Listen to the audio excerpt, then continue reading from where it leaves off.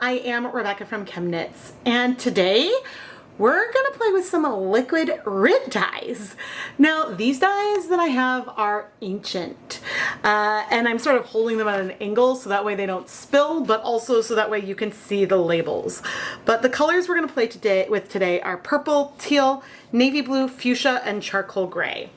Some of these colors may be a little newer than this, but some of them, and I'm thinking the navy, I bought way back towards the beginning of Dyepot Weekly.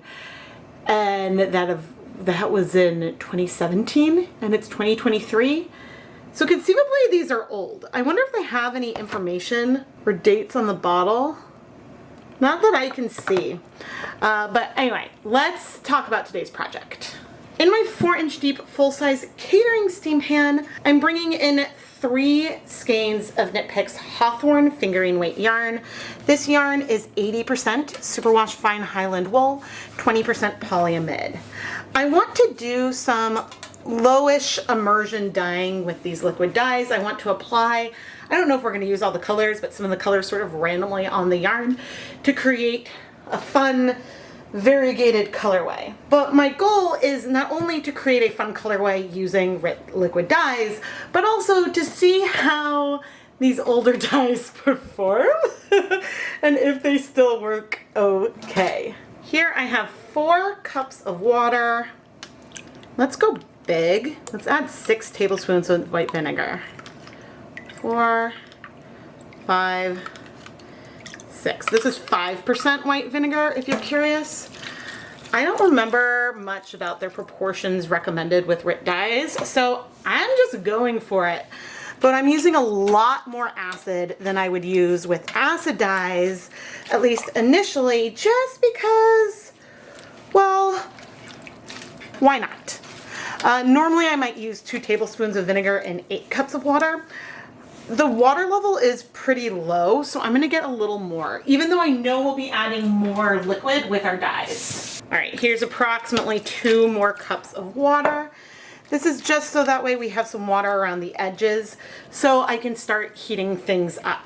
If you want to learn more about any of the tools or equipment I use in my videos, I have affiliate links to Knit Picks, Amazon, and a few other companies down in the video description, and I might earn a commission if you make purchases through those links. There's also lots of other links of ways you can help support the content here down below. Today we're going to use my electric hot plate to heat things up. I'm going to move some of those other things that I have around, and I'm going to turn the heat on to high to get things going. And while we wait, if you are looking for other ways to support the content here, please subscribe. That is the biggest thing you can do to help support these videos. But you can also go and check out the ChemKnits Patreon if you want early access to videos like the Dyepot PS series. It doesn't heat up quite as fast as, say, my gas burners, but it's not so bad. I'm rotating it just because one of the burners is larger than the other.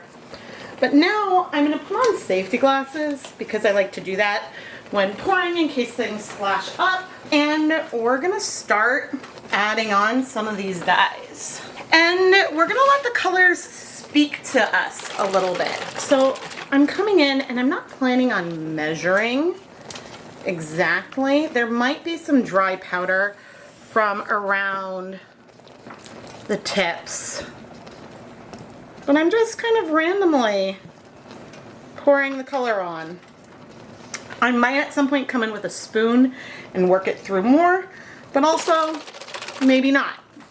We'll see how this comes together, if we're going to have something that's going to be a big bleeder or what. The goal is not to create something perfect repeating. It's more to be a little bit random with our placement, and hopefully also to not create a mess. Now, these Rit dyes are dyes for natural fibers, and they can work on cotton as well. You don't need soda ash when you're using them on cotton, but what do you need? I think you just use salt. Adding on some purple. This is very pretty so far. There is a dye fixative that I think if you're using cotton, you definitely want to use. When it comes to wool, I don't think it's as necessary, or I don't think I've used it in the past. Now, one thing I haven't done here is smell any of these dyes, but so far I'm seeing pigment. And I'm adding some down there. Now, things are likely spreading out a fair amount down beneath the surface here. But I'm also giving it a minute because some of the colors might strike where we've placed it. And I know it looks really wild right now, but things will likely spread and blend. I didn't shake this first. As we go. I'm really curious how well this will work. I think I might have some black somewhere, but I'm using this charcoal gray, which should be less pigmented.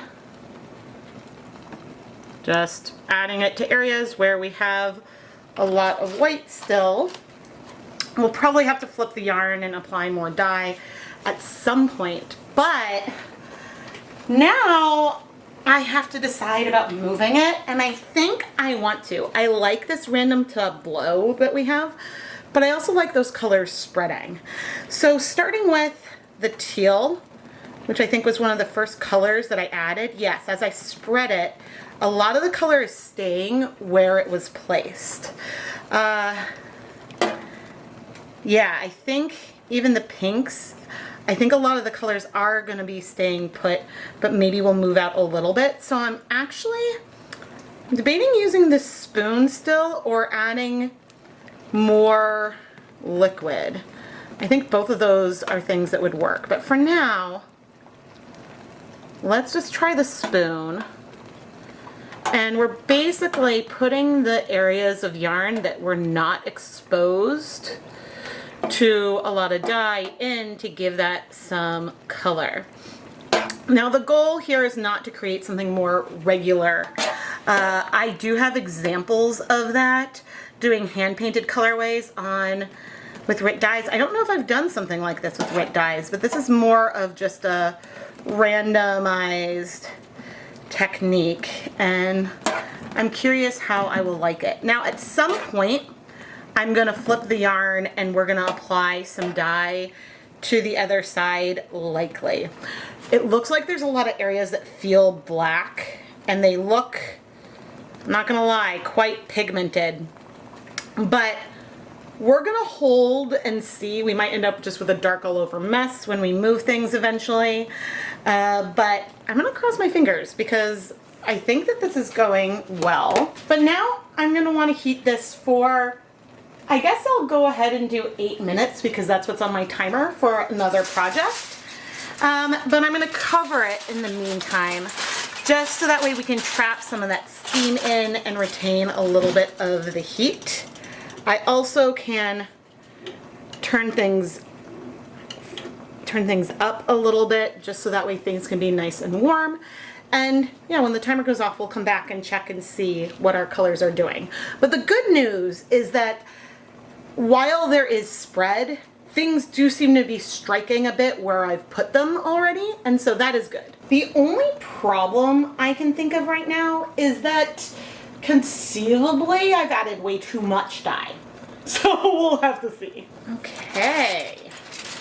Ooh, we are getting nice and steamy, and I'm seeing a lot of color spread. We're seeing a lot of dark pockets with some bright pops. And we've got tons and tons of dye in here. I was going to be tempted to move things around, and I do see in some of these areas where the colors have spread some depth, but I think I'm going to try to not move it. We don't know what's happening beneath the surface, but we're going to add more acid and cross fingers. I mean, it's possible I added way too much. I don't remember how much I'm supposed to use.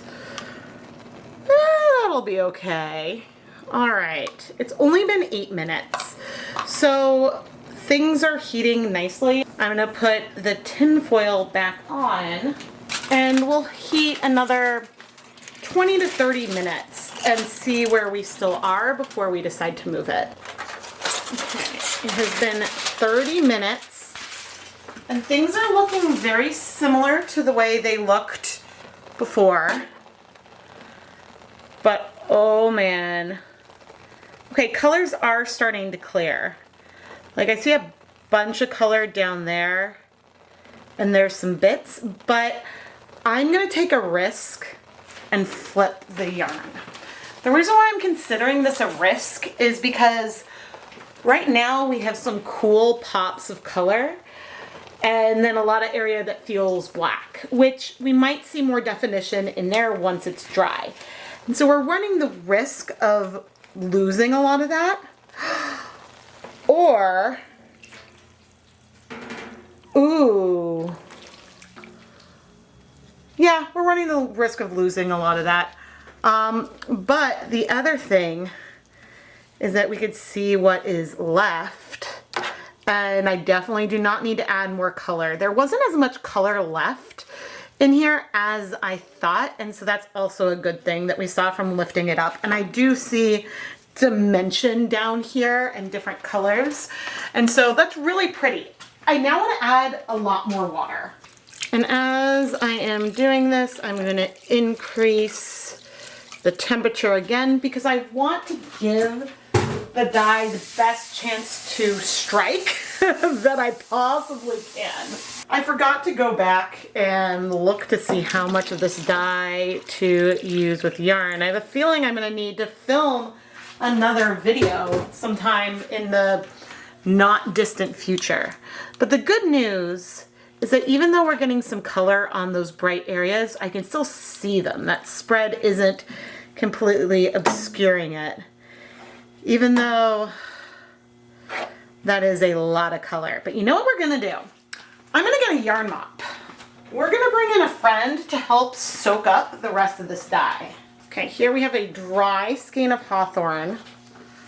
I'm popping it on and slowly submerging it, which the nice helpful thing is that the color that we're seeing in here so far is not that dark, which might mean we're seeing a lot of dark left in the pan, but maybe we only have a medium amount of color remaining. I don't know. Okay, I need something better to push this down. My little spoon was not cutting it.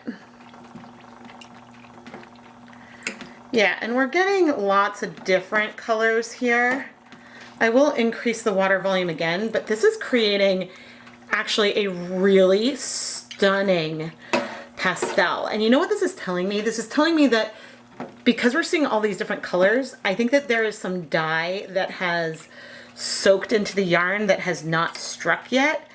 And we're picking that up, giving us this lovely, lovely variation that we have in here. Ooh, this is fun and pretty. And oh my gosh, there it feels like there's so much color. But if I dip the yarn into that, like we're not seeing a really dark color right away. We're seeing a more pastel, medium toned color, even though there's a lot of pigment around. So that is reassuring. But I'm gonna increase our water level even more. This might pick up a lot more color as time goes on too. Okay, I'm gonna add 4 and I'm gonna do 4 more. I'm losing track of all of this water, but now things should be able to float in here. So this yarn mop that I've brought in, that is definitely starting to pick up some deeper colors, but also that seems to be happening where the yarn is on the surface with other colors. So that we're getting color transfer from the yarn itself, which is interesting. That is not something that I am used to seeing a lot of at this level. But what we're also going to do is add this whole little cupful of acid in here.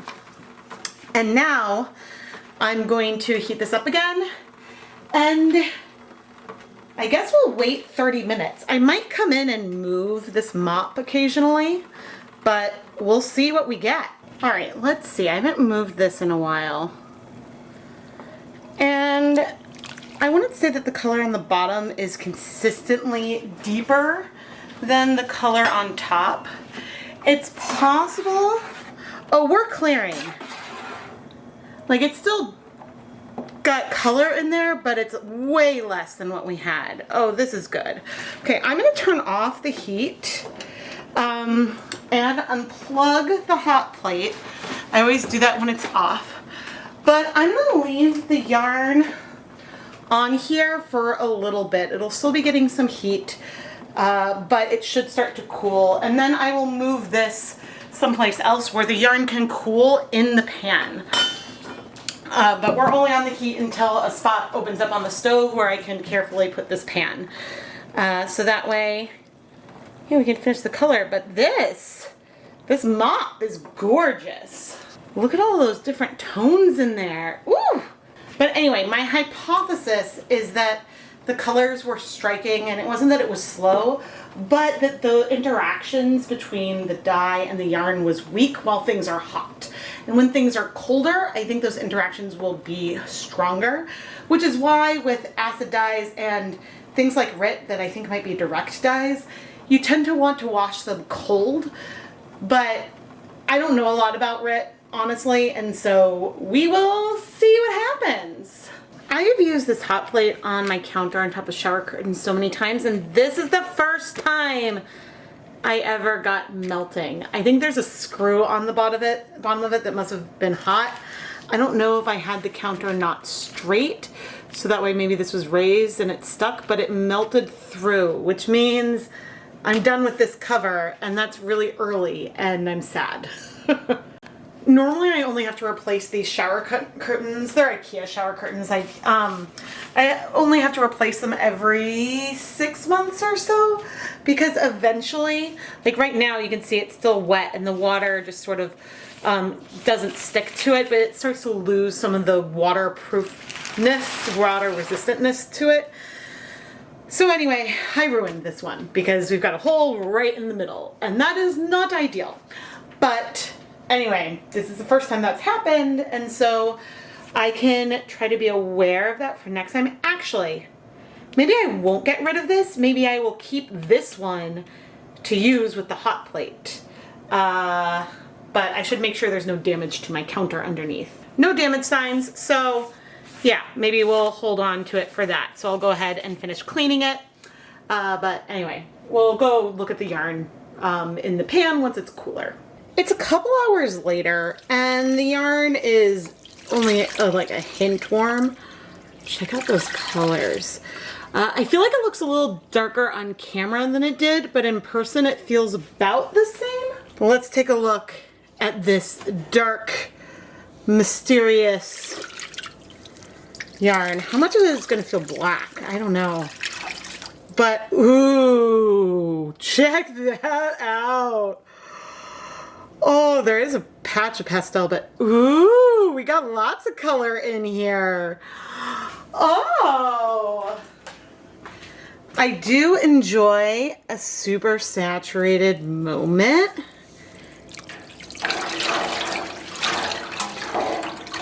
And like with these super dark areas, like now I can see that that's more purple. It's just hard to see the color when it all just looked very black. Even though I didn't use black, that was the one color I didn't use. But we got lots of colors in here. It's not quite like a random placement. The patches of color are larger, but I'm not mad, not at all. Let's go wash the yarn. As for here, there's definitely a little bit of color left. You can barely see it though. Most of the color is in the yarn. It is the moment of truth as we add all of the yarn into a rinse bath with a little bit of some dish soap. Now, the worst bleeding yarn I think I've ever had in my entire life was when I tried to dye non-superwash wool with the Rit More synthetic dye. And as we've added the soap, I do see some dye coming out here. Now, the More synthetic dye is a whole different ball game, but this is sort of telling me with how much color just came out. Conceivably, I should have removed the yarn from the dye bath while it was still warm and left some of that, whatever was left behind, because it seems like it just sort of was soaked up into the yarn, but didn't necessarily bind to the yarn, if that is making any sense. Let's see how we're doing. It's not completely full yet, but hopefully we'll see less color come out, and we do. So that means things are moving in the right direction.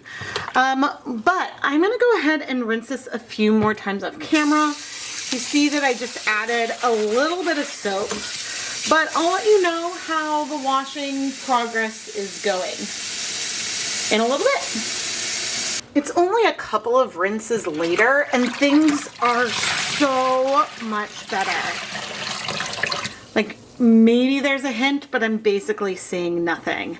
I think when it comes to yarn that's this saturated, I would recommend washing it on its own for the first few times, because we don't know if it would have color transfer onto a neighboring skein. So I wouldn't necessarily recommend this one for color work, but I think the color is like magical and fun. So I'm gonna go put the yarn through my spin dryer and then hang it up to dry. One other thing I want to note is that this seems to have stained my pan. Not badly, just a little bit, but it's still stained, and so that's a bummer. I scrubbed it for a while. But the reason why I'm not concerned is that there's still stains on my other pan from these pink marks from when I used fiber reactive dyes in it, and those have not rubbed off on any other project. So I believe it's just a stain, but we'll keep an eye out on that. Here's the finished yarn dyed with liquid Rit dyes. And while it was still wet, it looked like it was a mass of dark with then some pops of brighter color. Now, that is still the case here. However, we have more dimension in here. There's more navy and more, I mean, I suppose that was the gray, but more black sections throughout.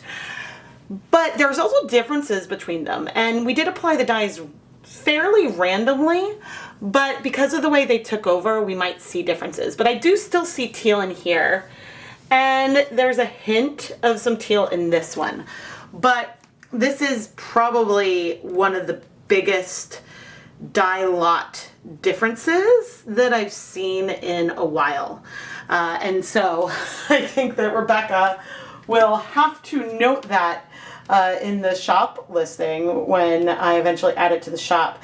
Even though whenever I do dye any batch of yarn, there could be dye lot differences. It's just with the teal specifically, we can really feel that this one has more teal than the others. And so that's just, I guess, more apparent even just right now to me. Our yarn mop is also full of dimension. And one thing that I have to say that I'm very curious about is how wash fast this color is. Not because I expect it to necessarily get less vibrant over time, but some of this color came from what was left in the water.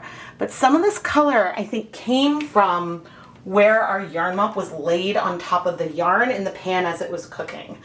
And so to some extent, it's possible that while warm, it's really easy to disrupt the interaction between the yarn and the dye, which honestly is the case with acid dyes as well. If you heat acid dyes with warm water, you're likely to get some bleeding. But I don't know.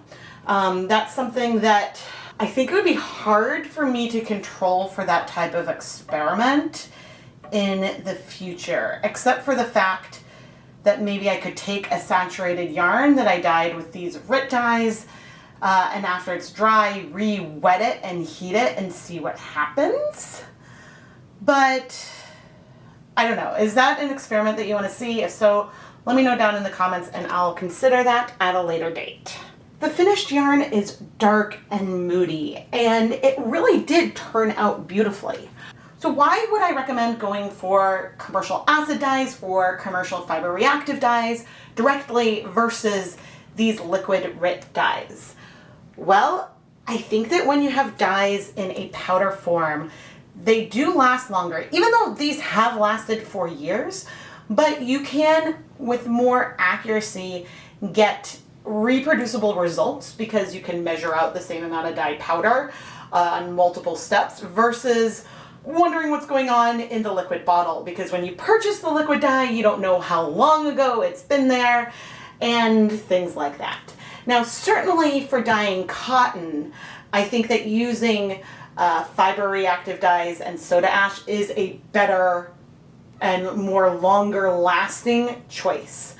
And I would say that for wool dyes pretty easily as it is. I would say that this is one of the best easy to find choices for dyeing wool. However, if you can get acid dyes, I think that that would be, in my opinion, just a little bit easier to work with. Not to mention that the packets of Rit dye powder come in a way that you're supposed to use it all at once. It's not something that you can use a little bit at a time easily. It's not in a resealable container. So I would say that if you get a sweater at Goodwill, a wool sweater, and you want to over dye it because you don't like the color or there's a stain or something, Rit dyes are a really good and affordable choice. But I think that if you are interested in doing dyeing a lot more frequently, then I would go for acid dyes. So ultimately it comes down to convenience and preference, but I think if you look at indie dyers and the dyes that they choose to use for their products and their shops that they're selling, they're going to be going for commercial acid dyes versus something like Rit, just because I think there could be better wash fastness type results and things like that. But anyway, I'm mostly rambling without doing research, and so I want to admit that I'm not doing that research into the dye types. But anyway, I don't think I've ever had results with Rit that I've hated, and so that means it's not like it's a bad option, but I prefer the acid dyes because I know a little bit more what to expect and how much to use, whereas the proportions and the directions with the Rit Liquid Dyes are more about obtaining a solid color.